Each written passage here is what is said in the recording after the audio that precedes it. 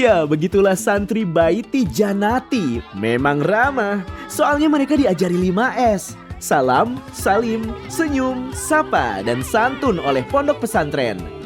Yuk, masuk. Bismillahirrahmanirrahim. Yuk, sini pegangan. Langsung pegang tiga. Loncat.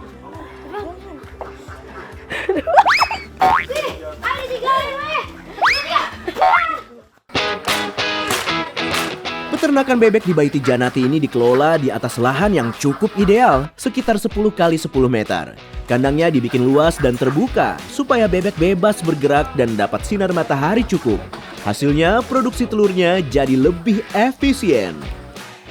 Ih, ini mah rezeki nomplok banyak banget. Tika mana Tika? Ya ampun, lihat ini mah picuannya banyak banget.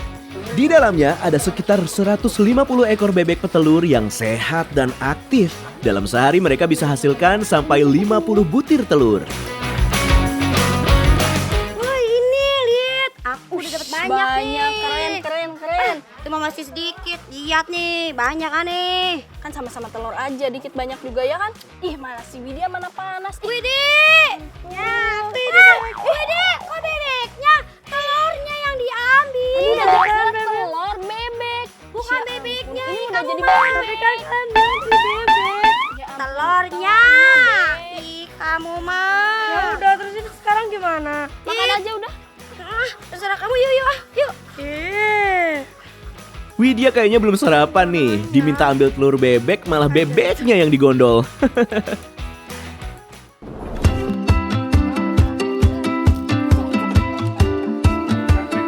Bebek-bebek ini dikasih pakan setelah dipanen telurnya, supaya saat rebutan pakan mereka nggak menginjak dan merusak telur mereka sendiri. Telur-telur berkualitas ini akan langsung dieksekusi oleh Ipeh dan kawan-kawan untuk diolah jadi telur asin.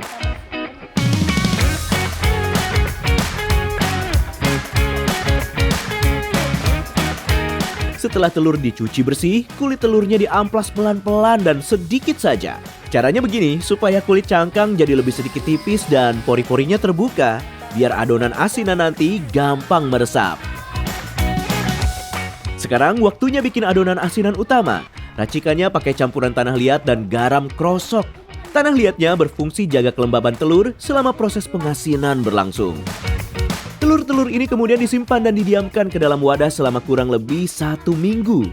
Setelah seminggu pengasinan selesai, adonan tanah liatnya tinggal dibersihkan kembali, lalu masuk tahap terakhir, dikukus sampai matang sempurna.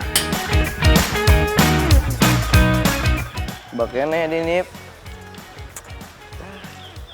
Banyak mah ya. Tahu. Tempe.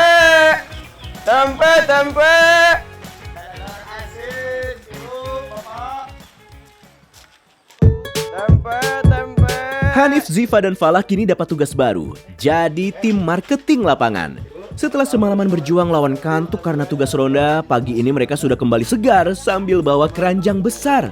Isinya telur asin ditambah tempe dan tahu yang juga produk asli pondok pesantren.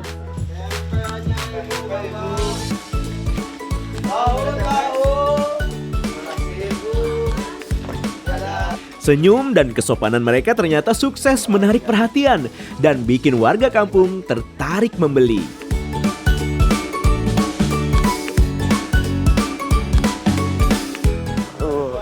Banyak nih, masih banyak, aduh. Nip. Kenapa? Mau kemana? Aduh, ya udah jangan lama-lama, Pong. Awas, Pong.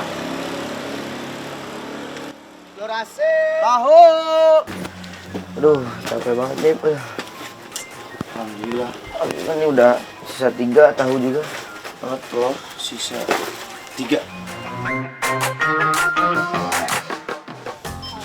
Bung, kemana sih lama amat? Tahu ya. Kalian tadi buka air dong. Ditungguin dari tadi. Orang mah aus, pegel-pegel kaki habis keliling-keliling. Bentar, aus. Dih, aus. Bukan masalah aus gitu. Sabar. Emang aus sendiri doang. Tunggu dulu. Apa?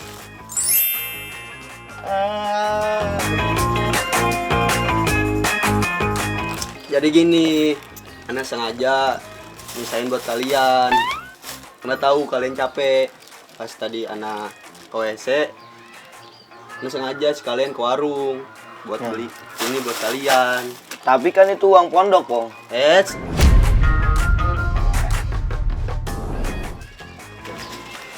Ini duit kita.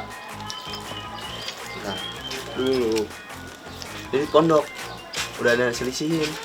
Pinter juga, aneh baru tahu aneh pinter. Makanya di sini kami membuka beberapa laboratorium kewirausahaan, diantaranya ada peternakan, ada perikanan, kemudian beberapa unit-unit wirausaha. Nah itu digunakan untuk mengakomodir santri-santri yang memiliki kemampuan terbatas di dalam menghafal Al-Quran, sehingga mereka tetap merasa eksis. Oh saya memang nggak bisa ngapal Quran nih, tapi saya berperan dong di sini. Saya ada harganya dong, saya punya peran di sini gitu loh maksudnya. Di Baiti Janati semua santri setara, semuanya punya porsi yang sama untuk berkembang. Dan urusan dapur pondok ternyata juga jadi bagian dari pelajaran hidup yang gak kalah penting. Hari ini tim kesatria kita Hanif, Falah dan Ziva dapat misi baru, bantu dapur pondok. Mereka pergi ke kebun belakang untuk cari dan kumpulin kayu bakar, dan dengan tenaga ekstra, ketiganya saling bahu-membahu motong, angkut dan mikul gelondongan kayu yang sudah kering.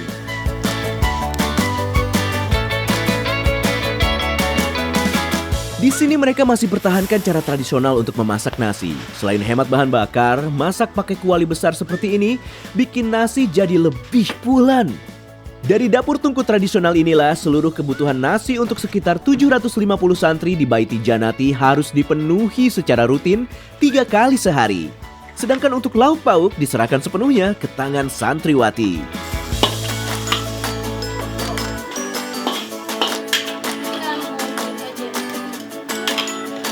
Nah, kerennya pesantren Baiti Janati ada di sini nih. Pondok ini sudah membebaskan seluruh biaya pendidikan alias 100% gratis buat ratusan santrinya. Tapi mereka sama sekali nggak pernah kehilangan daya untuk memberi ya. Sebagian nasi dan lauk pauk yang baru matang ini tetap mereka sisihkan dengan tulus untuk disedekahkan ke kaum duafa di sekitar pesantren. Nilai tangan di atas walau terbatas inilah yang diwariskan ke ratusan santri di sini. Maka nggak heran kalau santri-santrinya juga rajin berbagi dengan sesama. Lama amat si Jipa. Bawa dulu lagi.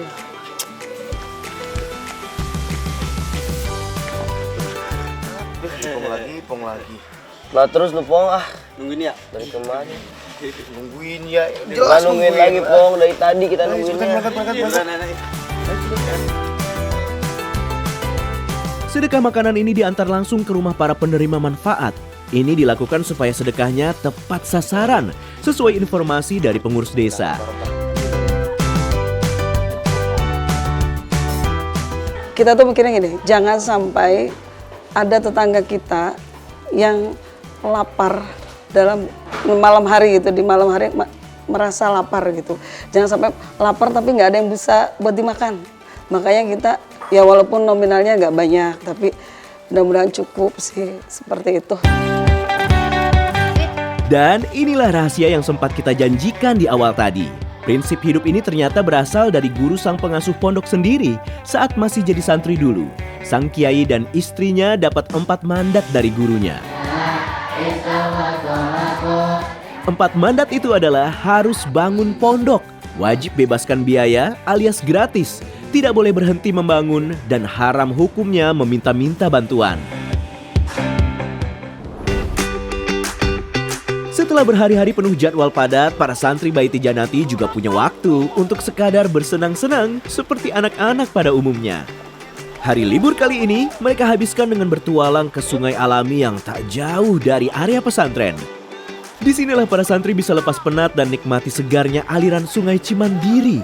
Air yang segar memang obat paling ampuh ya untuk refresh badan. Serunya lagi, petualangan di sungai ini nggak lengkap tanpa acara masak-masak bareng di atas tanah berpasir. Dengan bahan yang dibawa dari pondok, para santri ini kembali bagi tugas. Ada yang bikin api, siapin bumbu, sampai masak nasi liwet di pinggir sungai. Biar liwetan di pinggir sungai ini makin mantap, mereka juga sudah siapkan menu pelengkap, ikan asin goreng garing, kerupuk putih, sampai tumis kangkung yang dimasak segar. Kita makan, alangkah baiknya kita baca doa terlebih dahulu. Baca doa dimulai. Bismillahirrahmanirrahim. Allahumma barik lana fima razaqtana wa qina adzabannar. Langsung. Makan bersama dengan alas daun pisang di tengah alam seperti ini rasanya jauh lebih mewah ya dari restoran bintang 5 manapun. Otak diperas untuk menghafal 30 juz, tangan dilatih berwirausaha. Malam diisi ronda yang kadang bikin jantungan.